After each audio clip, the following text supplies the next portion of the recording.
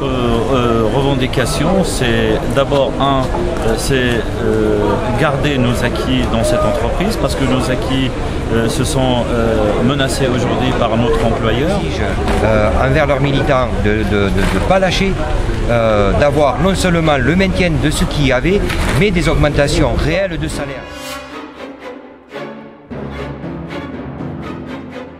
Aujourd'hui, nous avons plus de 600 salariés. Ça veut dire des milliers de familles qui sont aujourd'hui dans l'attente de savoir à quelle sauce ils vont être mangés. Pas plus tard que tout à l'heure, il y a eu des huissiers de justice qui ont commencé à intimider les salariés. C'est absolument inacceptable. Quand je vois l'arrogance de ces directeurs qui vivent sur le dos des salariés, qui ne savent pas faire autre chose que diviser les salariés. Parce que les vrais détenteurs du métier, ce sont les chauffeurs, les personnels d'atelier. Ce sont des gens qui disent: vous avez fait plus de 40 millions d'euros de bénéfices et nous n'avons pas même le droit à 4% d'augmentation pour acheter une nouvelle paire de chaussures à nos enfants. C'est inacceptable. Et dans les prochains jours, ces gens-là vont se retrouver dans les tribunaux comme des malpropres, comme des voyous, et après on s'étonne qu'on séquestre les patrons. Ben vous voyez, on ne va pas dans ce jeu-là, on reste raisonnable, et c'est votre soutien que nous sommes venus solliciter, parce que vous avez la possibilité. En plus de mise en concurrence des entreprises du transport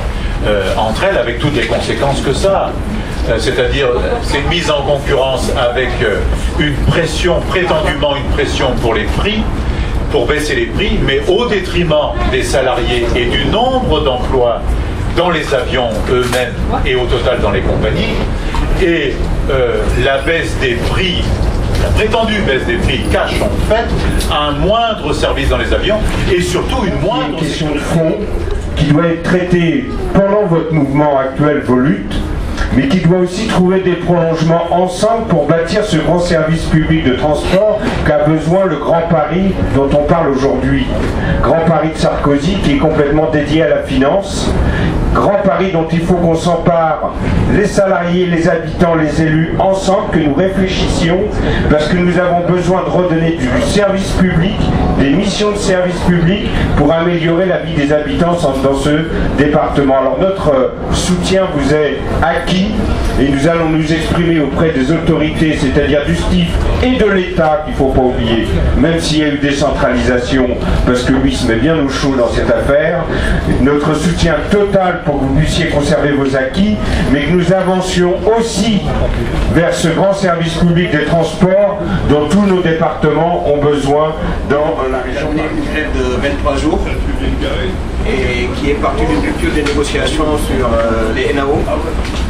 Et en fait, c'est vrai que les NAO sont un prétexte pour déclencher le mouvement, mais la vérité c'est que c'est une base en ligne représente, disons, une délocalisation juste à proximité. Parce qu'on est filiale de Cerber, qui est filiale d'Air France, et pour le même travail effectué à Cerber, on est payé 400 € en moins. Ce que vient de dire notre camarade tout à l'heure est également illustrant. Cette affaire de la concurrence entre les travailleurs codifiée dans les directives, dans les traités européens. Mais ce que Ismaël a expliqué est exactement cela. C'est-à-dire même une entreprise publique, quand elle était totalement publique, fait des filiales privées pour des mêmes services et met à l'intérieur de son entreprise les salariés en concurrence entre eux pour abaisser sans cesse les niveaux salariaux. Ça se fait à l'intérieur d'un groupe, à l'intérieur d'un site, mais ça se fait à l'intérieur de l'Union européenne et à l'échelle mondiale. C'est ça, je n'ai pas besoin d'expliquer plus longtemps, c'est ça le principe de la concurrence de tous contre tous qui nous emmène à la ruine où on est aujourd'hui. Parce que la concurrence de tous contre tous, certes, ça bénéficie pour les profiteurs, même dans la crise aujourd'hui, ça bénéficie aux actionnaires des entreprises qui veulent des taux de rémunération considérables, mais ça se fait contre les travailleurs de ces entreprises, et je répète, ça se fait contre les usagers et la sécurité elle-même. Donc, ce que tu as expliqué, Ismaël, est exactement ce que nous dénonçons, et c'est exactement le contraire qu'il faut faire. C'est dans le cadre de services publics, il faut en même temps élever les droits sociaux de tous les travailleurs de l'Union européenne, de telle sorte qu'il n'y ait pas les distorsions comme on les connaît. Dans la sûreté aéroportuaire, il n'y a vraiment pas du fait qu'on soit vraiment que des sous-traitants, il y a...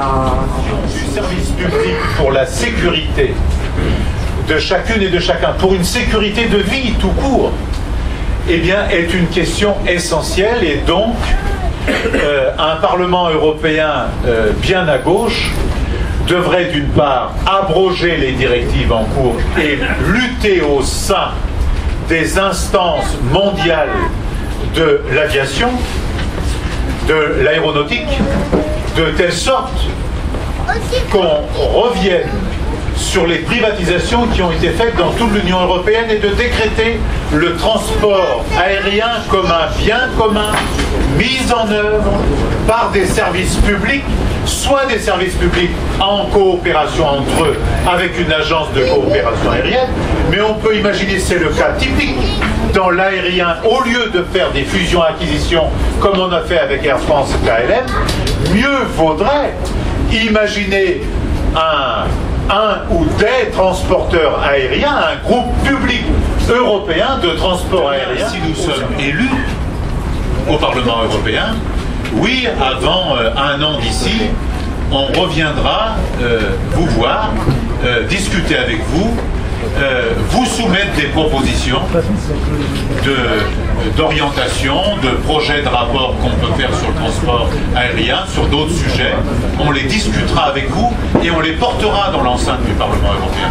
Ce que font d'ailleurs, mes amis, dans l'Assemblée nationale, dans le Sénat, et ce que fait déjà le groupe de la gauche unitaire européenne, ce que fait Francis Wurm, ce que fait Jackie Hénin dans sa circonscription là-haut, c'est comme ça qu'il fait. Ce que fait Jean-Luc Mélenchon, qui est sénateur, c'est comme ça qu'il fait. Il parcourt la France, il écoute les gens, il prend des notes, il fait des interventions auprès du gouvernement, pas pour l'approuver, bien souvent pour le combattre et pour faire changer un certain nombre de lois. Donc, nous ne sommes pas tous les mêmes. Et nous sommes candidats à des élections dans le cadre d'un front du peuple, dans un cadre d'un front unitaire citoyen, d'un front de gauche, comme on l'appelle. Mais nous sommes des gens du peuple. Nous vivons comme vous, nous avons les mêmes salaires que vous, les mêmes difficultés que vous. Nous ne sommes pas des gens au-dessus du peuple.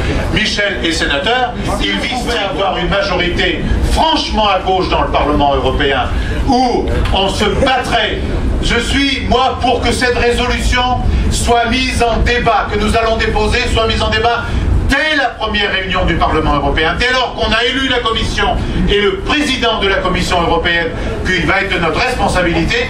Je suis pour que le Parlement européen siège tout l'été en urgence, si c'est nécessaire, sur la question de la réorientation de l'argent des banques, sur l'arrêt des licenciements dans toute l'Union européenne et sur l'arrêt des privatisations, des ouvertures de capital au Parlement européen. Vive le front de gauche! À la fois la Cervère, à la fois les gens qui travaillent dans les avions, d'autres entreprises qui sont venues nous rejoindre, et on a eu la démonstration à partir des témoignages des salariés de ces entreprises que la mise en concurrence généralisée, notamment dans le transport aérien, est extrêmement négative pour la sécurité des voyageurs.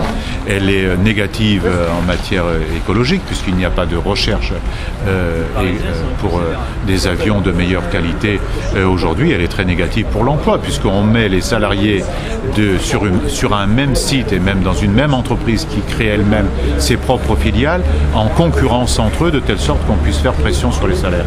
Par conséquent, c'est ce que nous n'acceptons pas et c'est ce que nous irons essayer de changer dans l'enceinte du Parlement européen avec une vraie gauche.